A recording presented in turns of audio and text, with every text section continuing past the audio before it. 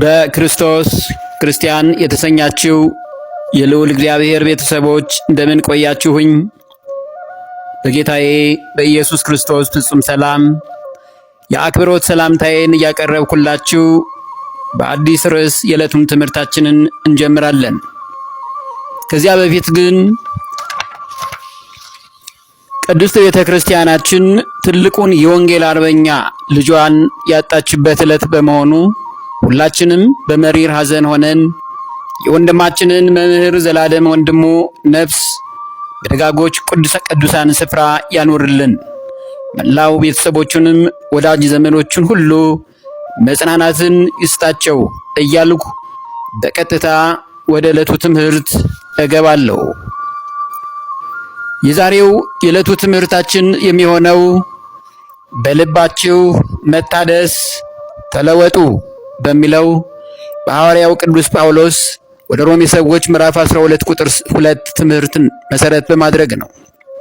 ይህን ትምህርት ኦርቶዶክስ ተሐድሶ የሚል የተሐድሶ እምነት ድርጅቶች ያቋቋሙት የእምነት ተቋም በቅድስት ቤተ ክርስቲያናችን ላይ ከቀድሞ ጀምሮ እስካሁኗ ሰዓት ድረስ ብዙ ነገሮችን ውስጥ ለውስጥ በማካሄድ የሚሰራ ትልቅ የጥፋት ሴራ ስላለ ያንን ህዝበ ክርስቲያን ሁሉ እንዲያውቁት ቀድሞ እንዲገነዘቡ ለማሳሰብ የተደረገ ትምህርት ምርጫ ነው።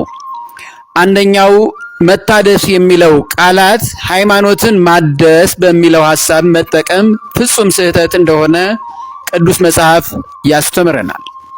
ሁለተኛው መታደስ የሚለውን ቃላት ልቡናችንን ካደፈው ስጋዊ ሰውነታችን ንስሐ በመግባት ማደስ መለወጥ እንዳለብን እንማማርበታለን። በቅድሚያ ግን የምንማረው በመጀመሪያ ደረጃ የጠቀስነውን የሃይማኖት መታደስ ያስፈልጋል ብለው የሚያስተምሩ ወገኖቻችን ስለ ሥርዓተ ቤተ ክርስቲያን ያላቸውን አቋም ባጭሩ እናያለን። የተሐድሶ እምነት ተከታዮች ዓላማቸው በዋናነት ምን እንደሆነ አንድ በአንድ አድምተን ማየት አለብን። አንደኛው የተሐድሶ እምነት አራማጆች ዓላማቸውን በሰባት ዋና ዋና ክፍሎች ቀድመን እናያለን። የመጀመሪያውና አንደኛው ዓላማቸው ግዕዝ ቋንቋን ከስሩ ከመሰረቱ ማጥፋትና እስከ መጨረሻው መተውን እንደ አማራጭ በመውሰድ ቀን ከሌሊት ይተጋሉ። የዕለት ተዕለት ቅዳሴውንም ሆነ የኪዳን ጸሎት ዜማውን በአማርኛ ቋንቋ ተቀይሮ ስርዓቱ ተዘርግቶ ማየት አለብን ይላሉ። ሐዋርያው ቅዱስ ጳውሎስ ወደ ዕብራውያን ምዕራፍ 13 ቁጥር 7 ላይ ግን የእግዚአብሔርን ቃል የተናገሯችሁን ዋኖቻችሁን አስቡ፣ የኑሯቸውንም ፍሬ እየተመለከታችሁ በእምነታቸው ምሰሏቸው ነው ያለን። የቀደሙት አባቶቻችን ሐዋርያት ከአምላካቸው ከልዑል እግዚአብሔር የተማሩት ቀጥተኛይቱን ክርስቶስ አምላክ ነው የሚለውን ትምህርት ነው። ነገር ግን የእግዚአብሔርን ቃል የተናገሯችሁን ሲል ከአባታችን ከኢየሱስ ክርስቶስ የተማሩትን ትምህርት አባቶቻችን ሐዋርያት ያስተማሩንን ዋኖቻችንን አራያ እናደርጋቸዋለን ማለት ነው። የኑሯቸው ፍሬ ጽድቅ ነው። ይህን ተመልክታችሁ በእምነታቸው ምሰሏቸው ነው። ከአባቶቻችን ሐዋርያት በኋላ ያሉትን በመከራው ዘመን የሰማዕታት ዘመን ከሚባለው ጀምሮ ያሉ ሊቃውንተ ቤተ ክርስቲያንን ጨምሮ ያሉትንም ያጠቃልላል። ሁለተኛ የተሐድሶ እምነት አራማጆች ሌላው መሰረታዊ ዓላማቸው በገናን፣ መሰንቆን፣ ከበሮን፣ ክራርን፣ ዋሽንትን፣ እምቢልታን፣ ጸናጽልን ወዘተ አጠቃላዩን የቅድስት ቤተ ክርስቲያናችንን ንዋያተ ቅድሳት በፒያኖ፣ በጊታር፣ በአኮርዲዮን መጠቀምን መቀየር አለብን፣ በዚያም ብንጠቀም ችግር የለውም በማለት ያስተምራሉ። ይህንንም እቅዳቸውን በተለያየ ስፍራ በተግባር እየፈጸሙት እንደሆነም አገር ያወቀው ፀሐይ የሞቀው የአደባባይ ምስጢር ነው። ነቢየ እግዚአብሔር ቅዱስ ዳዊት ስለነዚህ ቅዱሳን የሆኑ የተባረኩ ንዋያተ ቅድሳት የእግዚአብሔር መገልገያ መሳሪያዎችን እንዲህ ገልጧቸዋል። መዝሙረ ዳዊት ምዕራፍ 150 ከቁጥር 1 እስከ ቁጥር 6 ያለውን እንመልከት። ሃሌሉያ! እግዚአብሔርን በመቅደሱ አመስግኑት፣ በኃይሉ ጠፈር አመስግኑት፣ በችሎቱ አመስግኑት፣ በታላቅነቱ ብዛት አመስግኑት፣ በመለከት ድምፅ አመስግኑት፣ በበገናና በመሰንቆ አመስግኑት፣ በከበሮና በዘፈን ሲል በሽብሸባ ማለቱ ነው። አመስግኑት፣ በአውታርና በእምቢልታ አመስግኑት፣ ድምፁ መልካም በሆነ ጸናጽል አመስግኑት፣ እልልታ ባለው ጸናጽል አመስግኑት፣ እስትንፋስ ያለው ሁሉ እግዚአብሔርን ያመስግን ብሏል። ይህንን አየን። እነዚህ በእምነታችን የማይመስሉን ወገኖቻችን ተሐድሳውያን እስትንፋስ ያለው ሁሉ እግዚአብሔርን ያመስግን ብሏልና በአኮርዲዮን በፒያኖና በጊታር መጠቀም እንችላለን ይላሉ። ለመሆኑ እነዚህ መሳሪያዎች እስትንፋስ አላቸው እንዴ? የተፈቀዱት እንኳን በገና፣ መሰንቆ፣ ክራር፣ ከበሮ እስትንፋስ አላቸው እንዴ? አሁን በእስትንፋስ የሚዘመረው ድምጽ የሚወጣለት ዋሽንት እንኳን እስትንፋስ አለው እንዴ? በሰው ድምጽ አይደለ እንዴ ድምጽ የሚያወጣው የሚቀነባበረው? ስለዚህ እስትንፋስ ያለው ሁሉ እግዚአብሔርን ያመስግን ያለው ስለ መመስገኛ መገልገያዎቹ መሳሪያዎች ሳይሆን እስትንፋስ ያለው አራዊቱ፣ እስትንፋስ ያለው አዕዋፋት፣ እስትንፋስ ያለው የሰው ልጆችንና እንስሳትን ሁሉ እግዚአብሔርን ያመስግኑ ማለቱ ነው። ይህንን ነው ተሐድሳውያን በጥልቀት ማወቅ መረዳት ያለባቸው። ሶስተኛው የተሐድሶ እምነት አራማጆች ሶስተኛው ዓላማቸው ወደ ቤተ ክርስቲያን በምንገባበት ጊዜ ጫማ አድርገን ብንገባ ችግሩ ምኑ ላይ ነው በሚል የድፍረት ትምህርት አላቸው። እኛ የኦርቶዶክስ ተዋሕዶ አማኞች ወይም ተከታዮች እንዲህ በማለት ለሚያስተምሩ ወገኖቻችን የተቀደሰችው ቅድስት ቤተ ክርስቲያን በውስጧ ያሉት ቅዱሳን መጻሕፍትን፣ ቅዱሳት የእግዚአብሔር መገልገያዎችን፣ ንዋያተ ቅዱሳቱን በአጠቃላይ የእግዚአብሔር መሠዊያን ስፍራ ላይ ጫማ አድርጎ መግባት መቅሰፍት፣ ሞት አለበት ብለን እንነግራቸዋለን። ይህንንም እውነት ቅዱስ መጽሐፍ እንዲህ ይነግረናል።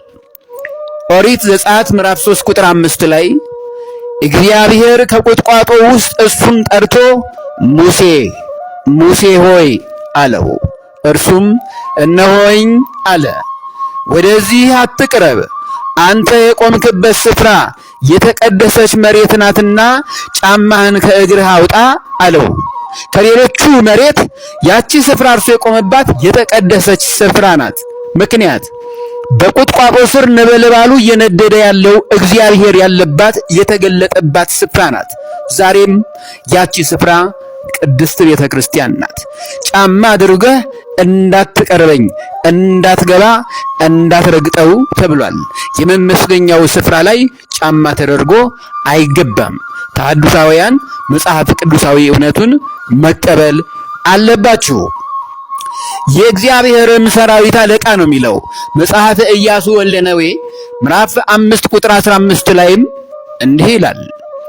የእግዚአብሔርም ሰራዊት አለቃ ኢያሱን አንተ የቆምክበት ስፍራ የተቀደሰ ነውና ጫማህን ከእግርህ አውልቅ አለው። ኢያሱም እንዲሁ አደረገ ነው የሚለው። ኢያሱ ወልደ ነዌ ጫማህን አውልቅ ሲባል እንዳደረገው እኛም የአባቶቻችንን በእምነታችን ልንመስላቸው ስለምንገባ የታዘዙትን እንዳደረጉ እኛም የታዘዙትን እነርሱ ያደረጉትን እናደርጋለን። እኔ ክርስቶስን እንደምመስል እናንተም እኔን ምሰሉን ያለው ብርሃነ ዓለም ሐዋርያው ቅዱስ ጳውሎስ በአንደኛ ቆሮንቶስ ምዕራፍ 11 ቁጥር 1 ላይ ተመልከቱት። አዎ ይህን እውነት መሰረት አድርገን ሐዋርያው ቅዱስ ጳውሎስ ለመንፈስ ቅዱስ ልጁ የነገረውንም ነገር ከዚሁ ጋር ማገናኘት ይቻላል። አንደኛ ጢሞቴዎስ ምዕራፍ 3 ቁጥር 15 ላይ ብዘገይ ግን በእግዚአብሔር ማደሪያ ቤት መኖር እንዴት እንደሚገባ ታውቅ ዘንድ እጽፍልሃለሁ። ቤቱም የእውነት አምድና መሰረት የሕያው እግዚአብሔር ቤተ ክርስቲያን ነው አለው። ይሄ ነው በእግዚአብሔር ማደሪያ ቤት መኖር እንዴት እንደሚገባ ታውቅ ዘንድ ነው ያለው።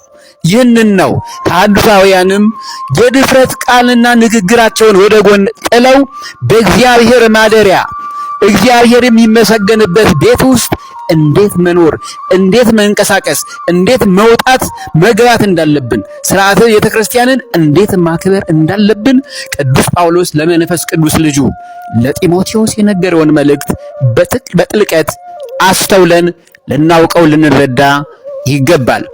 ቤቱም የእውነት አምድና መሰረት የሕያው እግዚአብሔር ቤተ ክርስቲያን ነው ያለው። ይህንን ነው ማወቅ ያለብን።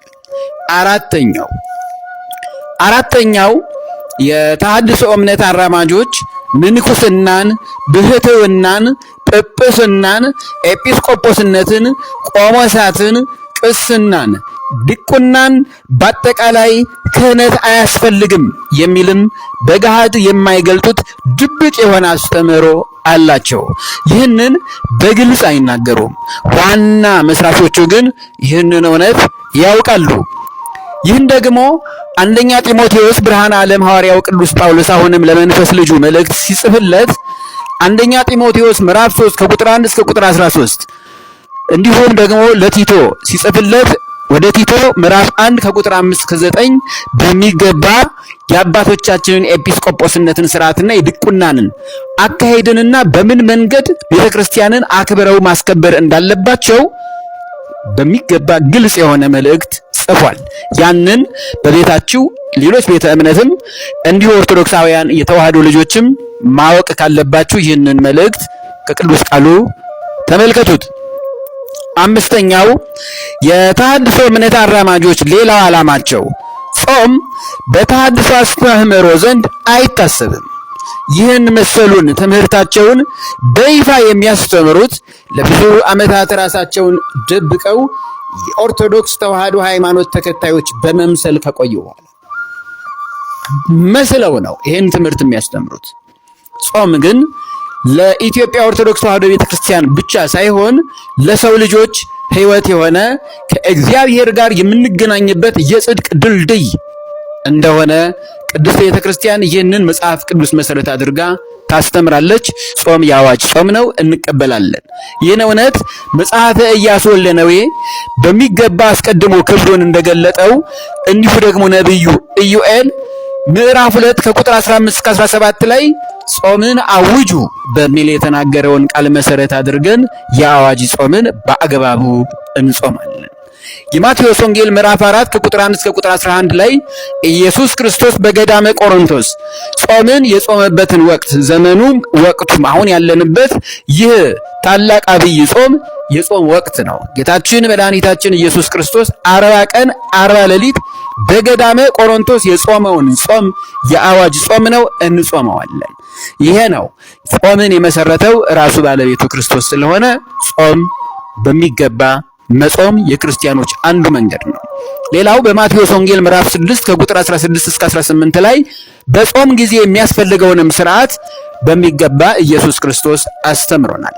ይህንን የቅዱስ ወንጌል ቃልና የመጽሐፍ ቅዱስን ትምህርት ማየቱ ከስህተት ይጠብቀናል። ስድስተኛው የተሐድሶ እምነት አራማጆች ዋናው ዓላማቸው መመሳሰልና ማስመሰል ዋናው መለያቸው።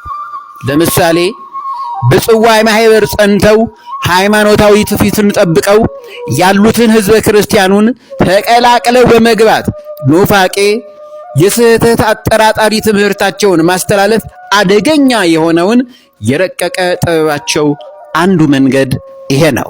ክርስቲያኖች ይሄንን ነው ማወቅ ያለባቸው። ይህ መንገድ ካልተሳካላቸው ደግሞ ሌላ ዘዴ በመጠቀም የራሳቸውን መመሳሰያ ብልሃትን ይጠቀማሉ። ይህን ብልሃታቸውን እስቲ እናየው። በዋናነት በአንድ ቅዱስ ስም የሐሰት ጽዋ ማህበር በማቋቋም በገንዘብ የገዟቸውን በቀሳውስትና በዲያቆናት ስም የሚነግዱ ጥቅም ያታለላቸው በስልጣነ ክህነት የሚያሾፉ አገልጋይ ተብዬዎች ሕዝበ ክርስቲያኑን ለማደናገር ሆነ ብለው ይጠቀሙባቸዋል። እነዚህ ሰዎች እውነተኞቹን አባቶቻችንን ካህናትን፣ አገልጋዮች ዲያቆናትን በምንኛውም መንገድ አይወክሏቸውም። ሌላው የሰንበት ትምህርት ቤት ዋና አባላትን ጭምር በሕዝበ ክርስቲያኑ ዘንድ ተአማኒነትን ለማትረፍ በማህበራቸው ላይ በመጋበዝ እውነተኛ አገልጋይ በመምሰል ለበርካታ ቀናት ተመሳስለው ይደበቁና ለብዙ ጊዜ ከተለማመዱ በኋላ በአደባባይ የኑፋቄ መርዝ ትምህርታቸውን በድፍረት ሳይፈሩ ሳያፍሩ ያስተምራሉ።